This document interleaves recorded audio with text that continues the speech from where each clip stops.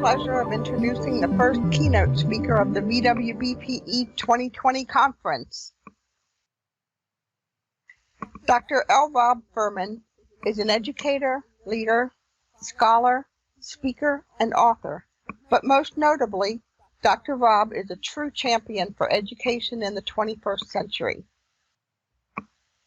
Beyond speaking at venues across the country, Dr. Rob is also a continuing education blogger for the Huffington Post, as well as EdTech Review.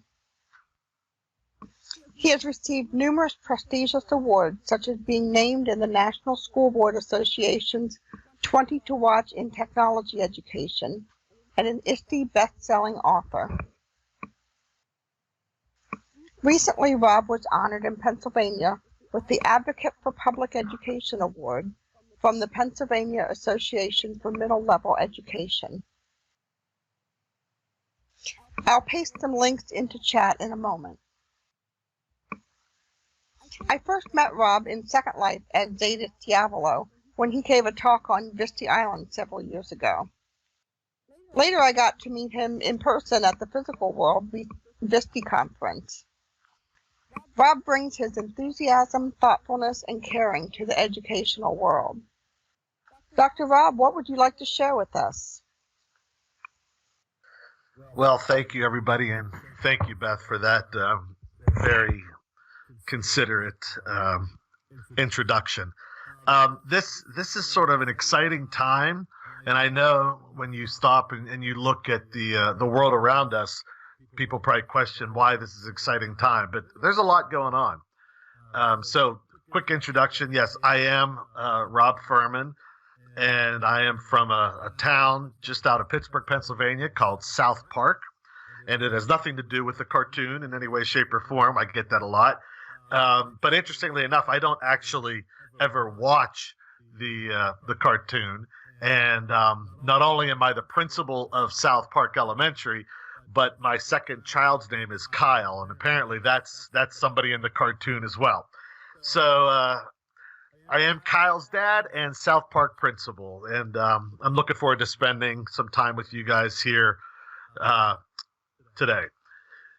So, the whole idea of what's going on right now in our world with this virus and this pandemic and all those type of things, we really have to take notice about the educational world. And I did this presentation just about a week before sort of all the craziness here in the United States. And interestingly enough, I've changed a lot of my discussion points. So I'm looking forward to really talking with you about this, mainly because times are a-changing, folks, and it's time for us to get on board.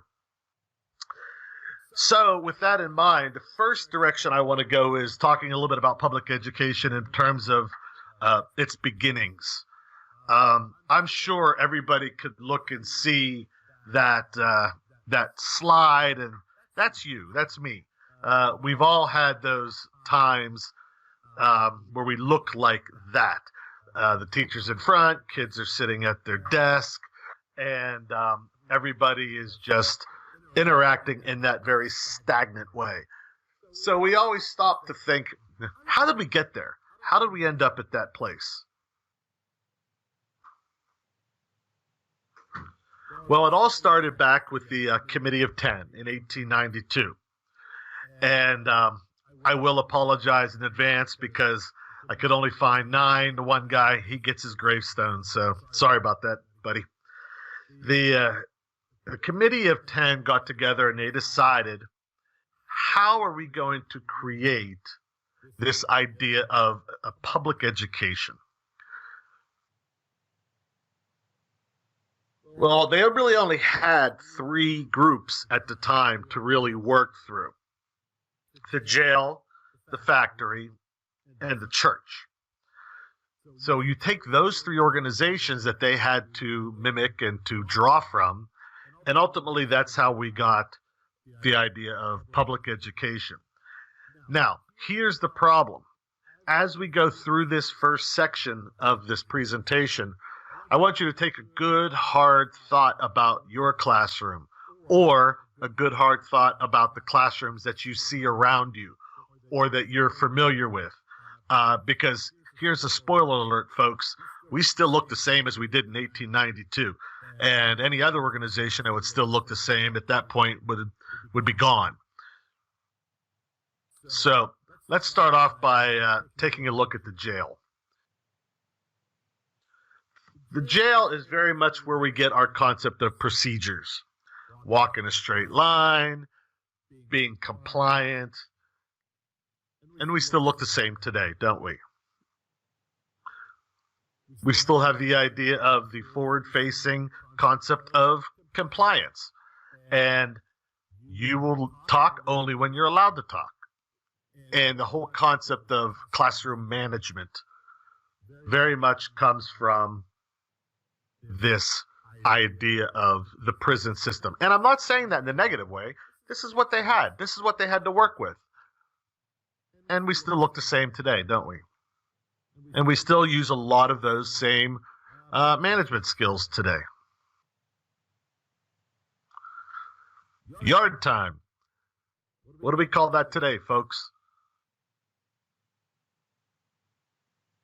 We call that recess. Yep, exactly. Who came up with the idea that we would need recess? Well, we gave the inmates that, so let's put that in our schedule. That's a whole other thing, scheduling, right? How about this one? Who came up with the idea of us having to have a yearbook? Well, we know that's the mugshot, right?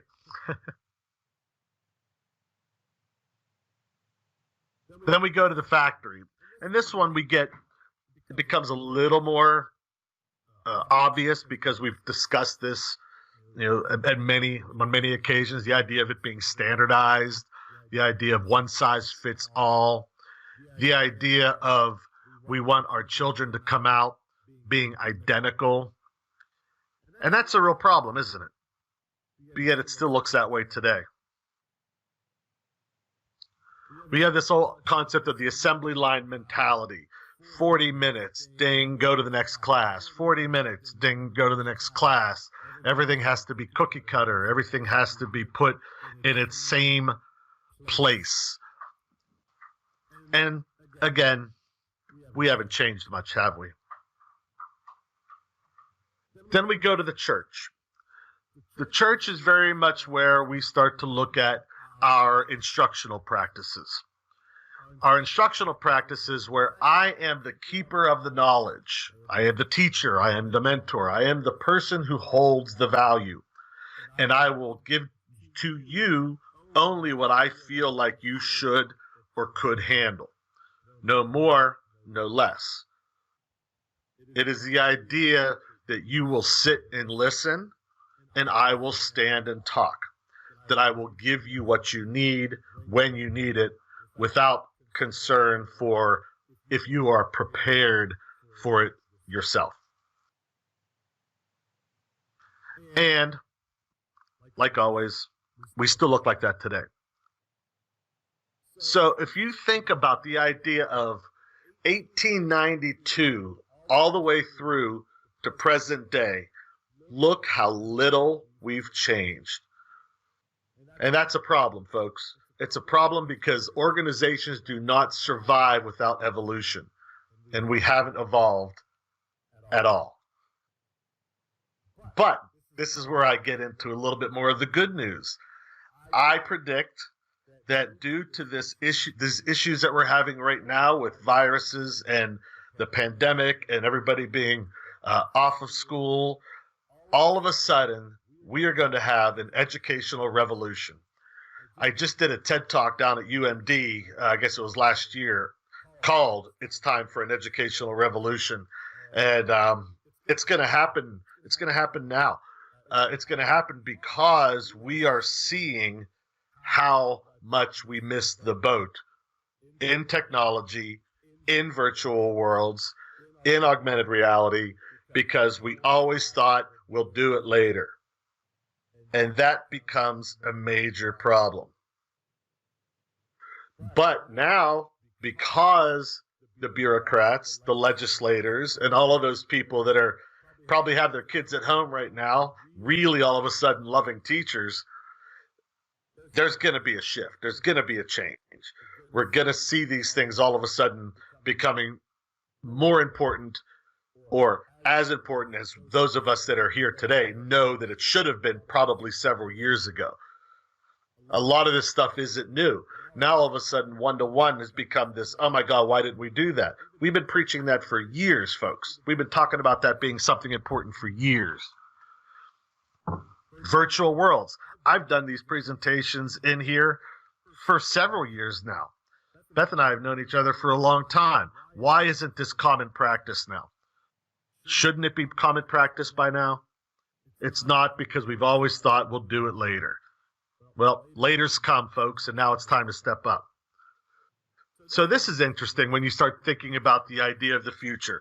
Back in my day, in my parents' day, it was one of those things where you sort of already knew what's going to be happening. When you get out into the workforce, there were not as many options as there used to be, huh?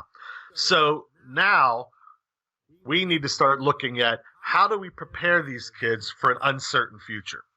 And boy, is it uncertain. I'm an elementary principal, so I've got kindergarten through fourth graders.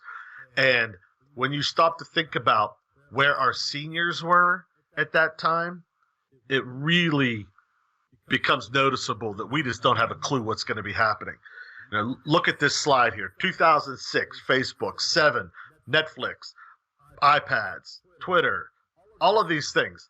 None of that stuff was there whenever those seniors were in my school in elementary. So in the 12 years' time, that's how much has changed. So think about what the next 12 years are going to be like. When the kids that I have now, how is that going to be? Those kids that are in my elementary, by the time they're seniors, wow, look at this. Think about the changes that's going to occur. And that's really quite an extraordinary idea, because how do we prepare them for that? How do we prepare these kids? Backwards design, that whole concept, you got to throw it out the window, folks. You can't design something with the end in mind when you don't have any clue what that end's going to look like. You have no idea what they're going to be using in terms of technology and all of these things, even by the time they become sophomores and juniors, let alone out into the workforce or the real world, as we like to call it. So how do we do that? Well, a lot of that comes into these digital age skills. And I apologize, I shouldn't say 21st century skills. That's an archaic term. It's digital age skills now. But that's how we're going to be able to combat anything that these kids are going to need in terms of their future. The way that's going to work is preparing them for these skills. And that's why ISTE, as well as those of us that are passionate about this stuff, know that this is the route we have to go. It's the route that we need to go for these kids, because this is what's going to be helping them regardless. And I always love that little quote down below. We're preparing students for jobs that don't even exist yet, to use technology that hasn't been invented in order to solve problems that we don't even know are problems yet. Any educator who's even the least bit concerned about their children's future, that quote should rock you to the core, because we don't know. And as educators, typically that scares us, because we want to be prepared for them. We want to get them prepared for anything that gets thrown their way. And that's super hard to do now, huh? That's super hard to do, because every year new technologies are coming out. Every year different changes are happening. But it's an exciting time to be in education too, because right now it's an open slate, folks. We can do whatever we need to do to make it right. And now's the time to strike. With our issues that we're dealing with right now in this world, in terms of the pandemic and all of these issues, people are going to very quickly see the value of the teacher. They're going to very quickly see the value of education, the value of technology. They missed the boat. I've been preaching this personally for at least 7, 8, 9 years. I'm feeling a little like, I told you so, which is probably not right. That might be the elementary coming out in me. But it's true. It's time, and now I really think we're going to have an open forum to say, look, let's not make the same mistake. Let's get these virtual worlds up and running so we can have the classes in here. Let's get these things prepared. Let's make one-on-one something that possibly could be mandatory or something that is critical in nature. Get these businesses to help give out money so that we can get these kids the devices they need. It may be too little too late at this point for what we're dealing with right now.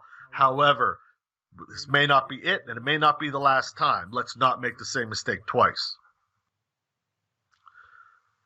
So we always talk about the idea of 21st century engagement and how, there are so many different people that we deal with on a daily basis in the world of technology.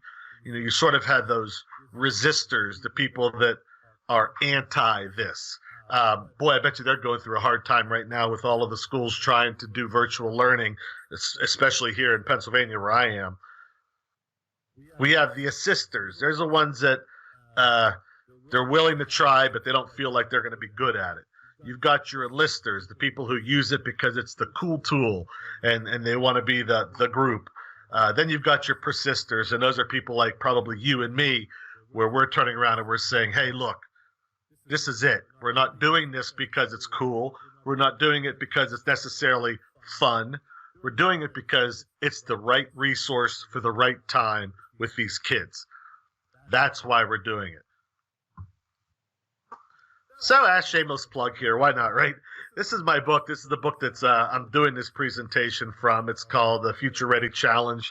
It is an ISTE Best Selling book. You can get it off the ISTE library, Amazon, all the typical places to get a book. And we're going to go through a couple of these now to sort of wet your whistle to that. And I want to give you some things to think about. And some of these, when you get into the thought process of this stuff, it starts to make sense. You've got to sort of give it a chance to mold around a little bit, because some of it can get kind of funky. But at the same token, give it a chance to sort of resonate with you. So here's the first challenge, and it's probably about as simple as it can get. And the reason I start with this one being as simple as it is because when you're dealing with a presentation, I could be talking to 200-300 people up to 1,000 people, and everybody's on a different page. We've got people that are creating virtual museums, like my friend Day Miami's working on a virtual museum, to people who don't want to touch this stuff. So, number one, something real simple here, right? When you're doing your lesson plans, layer on a digital age skill. Now, that may sound silly, but it's so simple, and it just brings the concept to the front of your mind. Now, first thing some people are going to say is, you're just giving me one more thing to do. That's not true. We layer things all the time. We're always looking at what's the base skill that we're working on today. What are the classroom management skills that we're working on today? What are the social emotional things we're working on today? We always put that in. We don't necessarily put it into a lesson plan, but those things are happening all the time. We need to add the idea of what digital age skill are these lessons that I'm working on hitting for our students. And it is something that's important. And if you believe what we're talking about in terms of these 21st or digital age skills, it has to be somewhere. Communication. You probably do it all the time anyhow. Collaboration, creativity. All of those things that we get concerned about doing, we're probably already doing. I'm just saying, bring it to the frontal cortex. Bring it to the top of your mind. Gives you something to think about in terms of, this is important. All right, here's the next one. If I said you received that particular logo, or I'm a little concerned you received that particular logo, or you did okay, but so you received this particular logo, would anybody have any idea what I'm talking about? Come on, 3 people in the chat. Nope, nope, no, of course not. Thank you, Aaron and Ario Halo.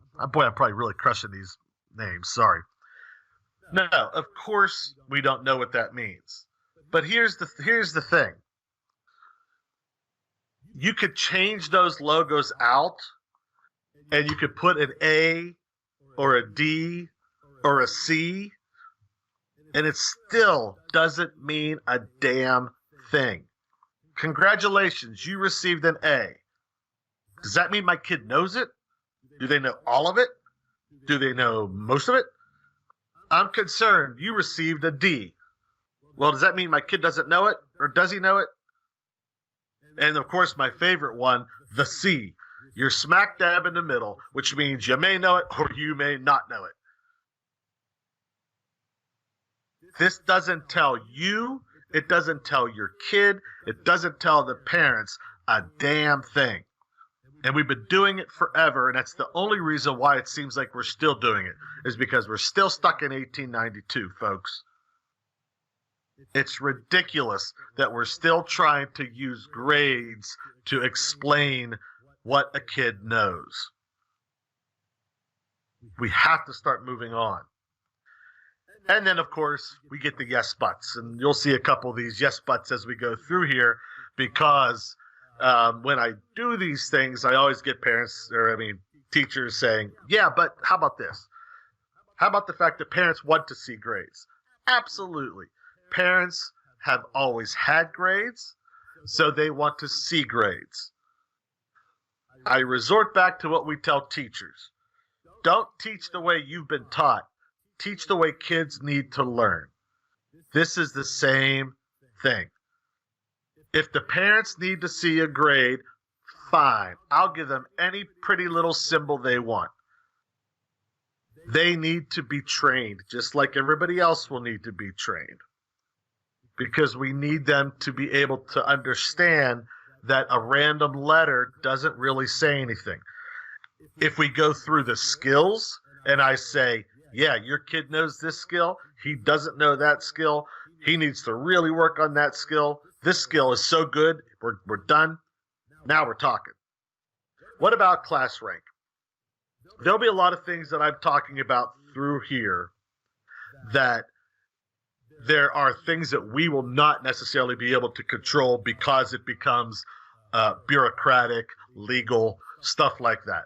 Class rank, I'm not a fan of class rank. I'm not a fan of making education a competition, and I feel like class rank becomes that.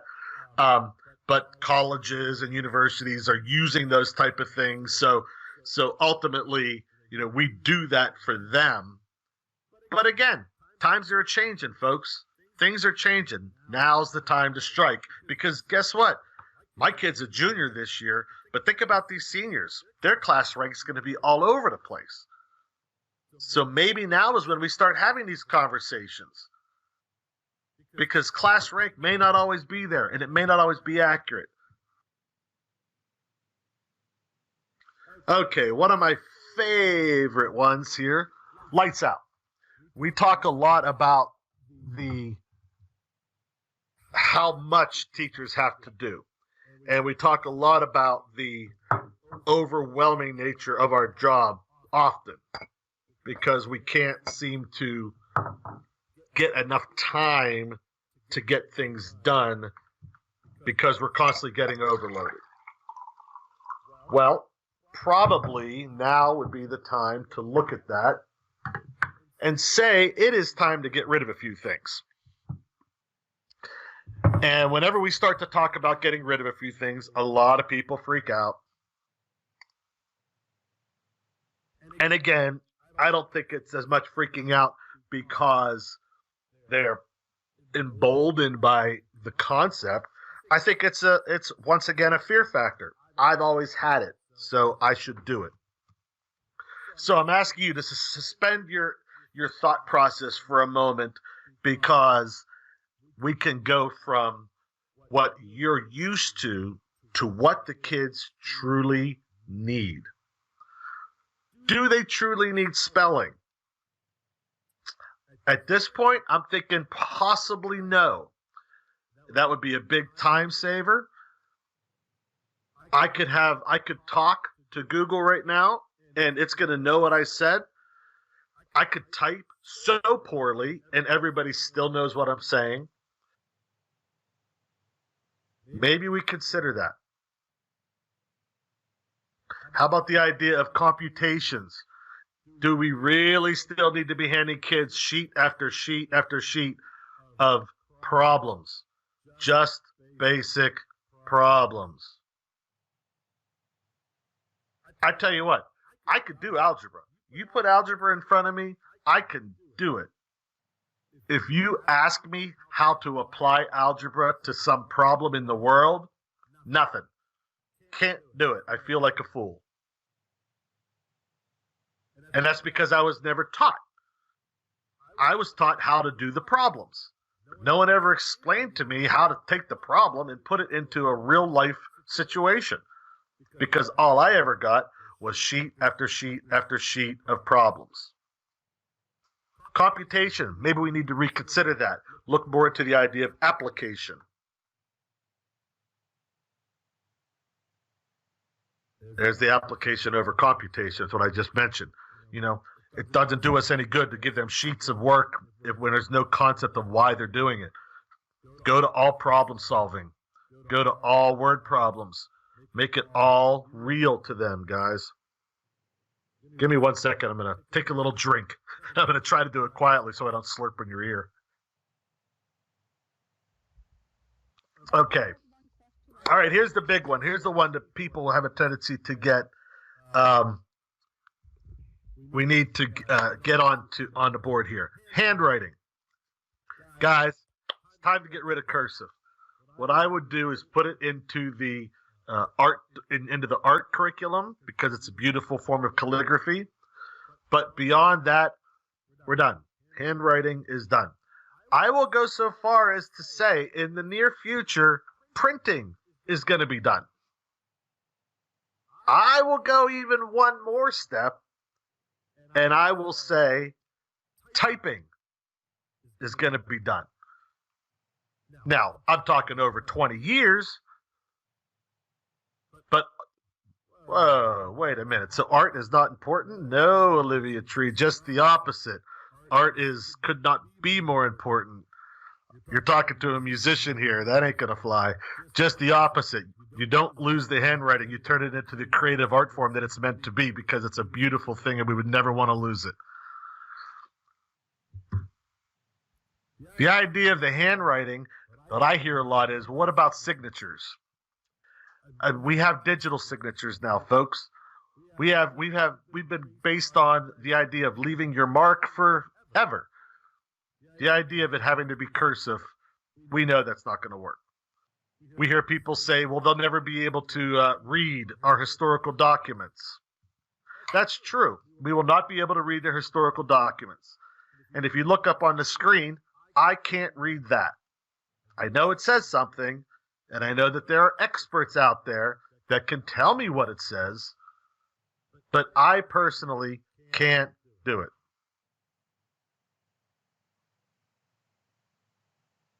And I'm sure it was very scary for these people when they were losing their language, because that's what it becomes. They feel like they're losing their language, but you're not. You're not losing your form of communication. If you stop and you think about it for a minute, why do we ask them to write? We're asking them to write to give us information.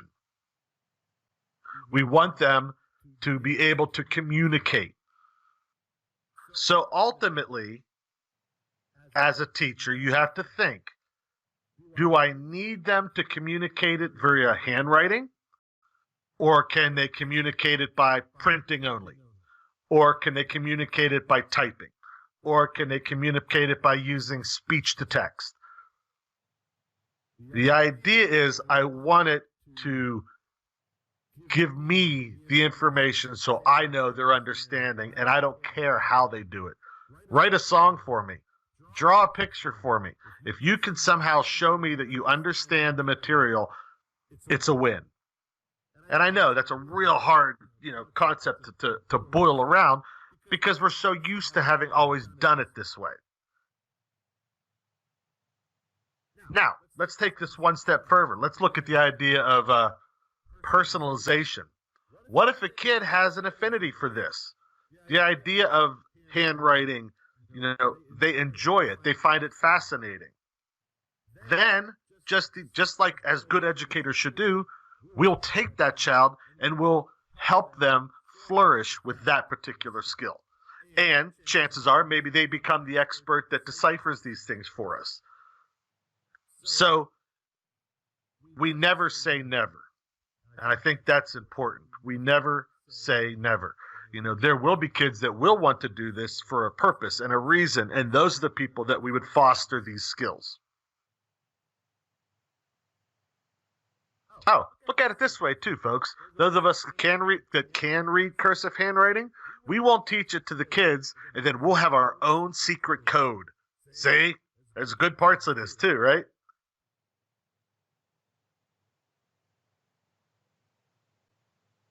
And again, the idea of the texting and printing to typing, we all have those abilities now, but that will never mean that we will always get rid of all of them. So keep that in mind. Eventually, we'll have norms, like right now.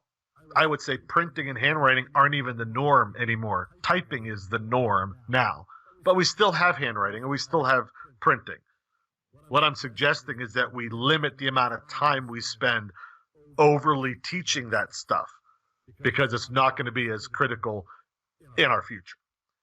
So this is an interesting one when it comes to the idea of spelling, right? If you can read that, Intelligence is the Ability to Adapt to Change by Stephen Hawking. That's very interesting to me because it shows me that I don't know how much we really need to be so overly concerned about spelling. Now, hear me out. I'm not saying we're not going to teach how to build words. I'm not saying we're not going to teach the idea of vowel consonant or consonant vowel consonant and things like that. That all has to be there because that's how we form our language. What I'm saying is stop spending 40 minutes a day teaching 10 spelling words per day for a week, then doing a rote memorization test on Friday. It is all a colossal waste of time. We can still teach the concepts. Let's not waste the time on overly doing it. So this is always one that I go crazy with my teachers on, and we make sure that we're always pushing that, is the idea of we really have to start to avoid this whole idea of the wash, rinse, dry, and repeat cycle. The wash, rinse, dry, repeat cycle is, as a principal, I go to my teacher and I say, I'd like to do an observation. And they say, come in any day. It's all the same. It's great. That I lose my mind. Because what they're doing is they're having the same thing every day. Walk in, do the bell ringer, check and review homework, then they read the next chapter in the book, do the group worksheet, do the independent worksheet, finish it for homework. You come back in the next day, bell ringer worksheet, check and review homework, blah, blah, blah, blah, blah, blah, blah, blah, blah, blah, blah, blah, blah. It is so boring. Tell me, think about this for yourself. What's one lesson that you remember from elementary or middle school?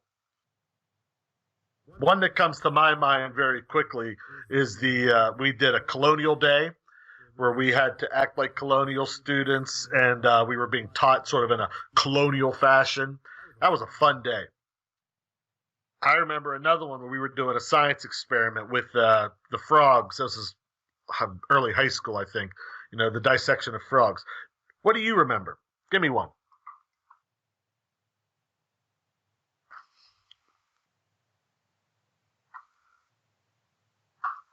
So now that you have one, churning butter, poetry projects, how bad the frog smelled, yeah, making a 3D map, creating the parts of a cell, role-playing as a character in a book. You know what's really shocking, folks? Nobody there. There's not one person so far that said, I remember this really good worksheet that I got. Like, the worksheet was so perfect. The amount of space between the questions gave me just enough room to write and draw. And man, that line was so perfectly straight that I could put all my answers down. Folks, it's time to get rid of this worksheet idea. It's all ridiculous. We have so many other resources now to get our kids excited about education. Stop and think about this for a second. If you're bored to teach it, I guarantee you they're bored to learn it. You've got to get yourself to a point where you're excited to get into teaching again, where you want to design these crazy lessons and you want to do it often. Because if you don't get yourself into that situation again soon, you're going to be boring and you're going to be bored. You know, a lot of times I get the question, do I see technology taking over the educational sector? And that's always an interesting question. And my traditional answer is, I think the teachers that deserve to be taken over could be taken over, but the good teachers will never be taken over. We have too many things going for us as a human. You know, the idea of empathy, the idea of respect and honor, and teaching all of those type of soft skill things. AI is pretty good with the who, what, when, and where type of thing, but the how and whys are still complicated for them. And that's where we come into play. Yeah, yes, values, exactly.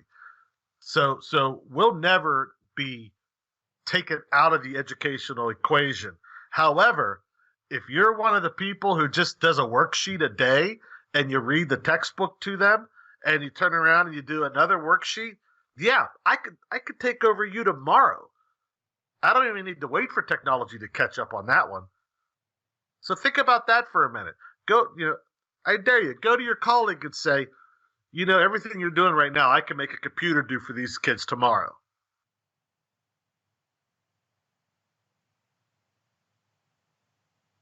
One of my favorites, toss out the damn textbook. It's a resource, folks.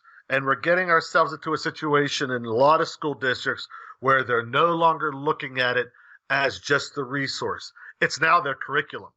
Page by page by page. It's just become a curriculum. And that's awful. And I also warn those of us that are very heavy duty into the idea of technology. As much as I love it, and I'm on your side with this one totally, you know, but we still have to be careful. Technology is just a resource. We don't want it to become our entire world. They still need to be together. They still need to work as a group. Because here's the situation. There's a reason why Study Island is called Study Island and not Study Community or Study Collaboration. You could get yourselves in a situation when it comes to this technology where you get too isolated and the kids get too isolated. Let's get rid of the textbooks. Let's go back to just loving teaching.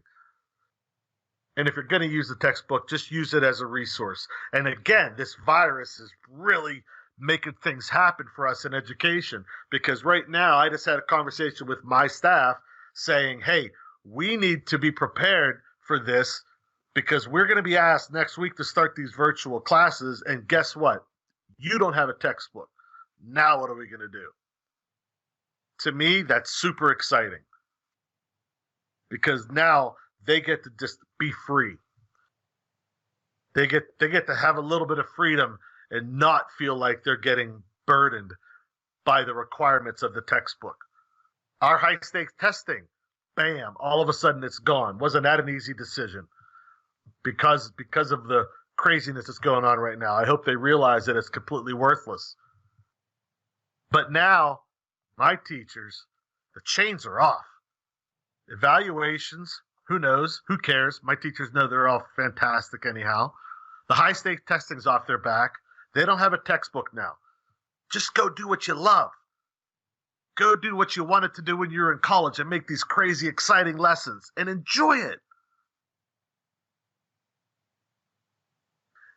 Yes, but content is still tested, and that's how teachers are evaluated. You're right. I agree. And it's stupid. And it sucks. And there's not much we can do about it until the legislators start realizing all of that. But nonetheless, I'm not even really talking about the content. Yes, we still want you to teach the content, even though I could go on a whole tangent and about how objectives and standards are absolutely horrific. But I'll do that in the next slide. But this is, I agree, it doesn't change the fact that we need to be able to not get harbored down with our textbook being necessarily a curriculum. So let's get into that idea of objectives, huh? So we call those things Common Core State Standards, or here Pennsylvania State Standards. What's the problem with calling these standards? How are we going to have a set of standards for kids that everyone must have? And in Pennsylvania, the damn thing's a book. I mean, so we're not talking about, here are 5 critical standards. We're talking about a book. How can we do that and personalize learning at the same time? And that's the quote I started a while back. We should no longer be teaching one class of 30 students. We need to be teaching 30 classes of one student, because ultimately we want each and individual kid to have what they need at their level, at their time. So how do we do that? Well, I think my problem is, in my head at least, I've come to the point where you can't. You can't necessarily be able to standardize and at the same time personalize. Something would have to give there, I think.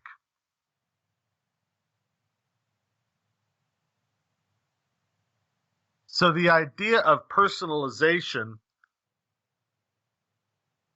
really has to become our focus, I would think.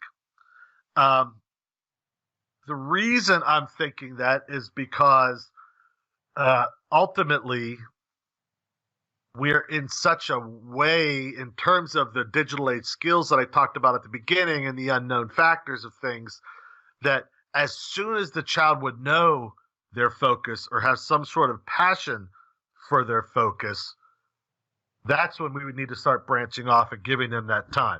Somebody said that I'm making an excellent point for homeschooling. No, I'm not. And I don't want to get into that debate, because that'll be a whole other hour of why I don't find that to be necessarily the answer. However, with that being said, I think we should bring a lot of the homeschooling concepts into the public school. I think the idea of the personalization that you could do in a homeschooling environment would be what we want to be able to focus on in a public school environment. And that, I think, would be the perfect marriage of both.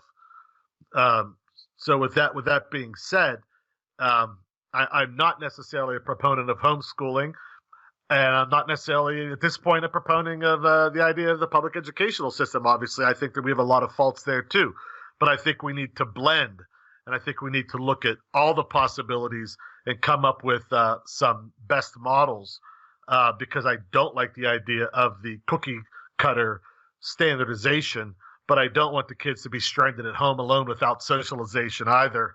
And there's other things, of course. So this is sort of, yes, a combination. Thank you, Meta. I couldn't agree more. So this is sort of a chuckle one because of all that goes on in our world right now, but it's still something that's equally as important. We need to teach our students how to debate again. We need to teach our students how to take a critical a criticism and not feel like their world is falling apart. They need to be able to have a conversation with somebody that they don't necessarily agree with, and not all of a sudden end the conversation with, well, you're stupid. That seems to be the best way to end a conversation these days.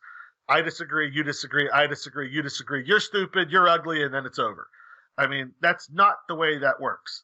And we really need to get beyond the idea of taking all of it so personally and being able to have a constructive conversation and to be able to take constructive criticism. So here is an app that I've really fallen in love with. I think it's a really cool app when it comes to the whole idea of debate and bureaucracy and things like that as well. It's called Countable. And what Countable is, it's a website that you can sign up, and it has every active bill in the state and federal governments. And you can get into there and look through every bill that's going on right now. And you can then take the yay and nay sides of a bill. You can review it, discuss it, go through it. And what I was doing with third and fourth graders even is we were having a debate. We were having an authentic debate on it. We were letting them pick which side they liked. And then at that point, they would go through the conversation and be able to have an honest debate and conversation. And any grade level, any subject can do this. You got math, economy, aging, science, arts, culture, religion. That's obvious for your specials. There's not a subject that couldn't do this. And honestly, it's also interesting because you could do this fairly young too. You know, little kids would have an opinion on is magic a national treasure, and that was one of them on here. Or does the president need to be blocked from launching a nuclear first strike unless Congress declares war? Slightly older topic. I don't think we'd want our young kids going through that one, but these are all things that we can have a discussion on, and kids can learn how to go through and debate and discuss these things in an appropriate manner. And then the other cool thing about this site is you can actually write to your legislators and tell them, what your thoughts were. And then on top of that, you could see how they voted at the end, which is particularly cool because then you could get into the conversation of what does it mean to vote? Because if you send this person 10 items and they voted against you 10 out of 10 times, doesn't matter what party they are. Would you want to vote for them again? No, they obviously don't have anything to do with your thoughts. Or the other direction, just the opposite. If you've got a person that you wrote to and 9 out of 10 times they actually are in favor of you, again, doesn't matter what party. That's a person who agrees with you. That's the person you want speaking for you in your group. So I just thought that was kind of interesting, and I think it's fun to do with kids. The other thing that's kind of cool is at the end, whenever we vote in a class, I'll go to half the group, a couple kids, I'll pull them away and I'll say, no matter what you believe, just vote like this, and I'll give you a free homework pass. Then we go and we talk about what the concept of a super PAC is, because I just bought your votes. But it's always good fun with the kids. So that's pretty much all I have on this. I could talk for hours and hours and hours on this, but I'd like to hear some questions. It's always a little harder to do some of these without the interaction. So I'd like to be able to hear what some people have to say. Please find me on, I do several podcasts, Edu Revolution, Council on the Future of Ed, Practical Principles. I'm also a member of the Council of the Future of Education. You can find us online, and you're more than welcome to join us and have those conversations.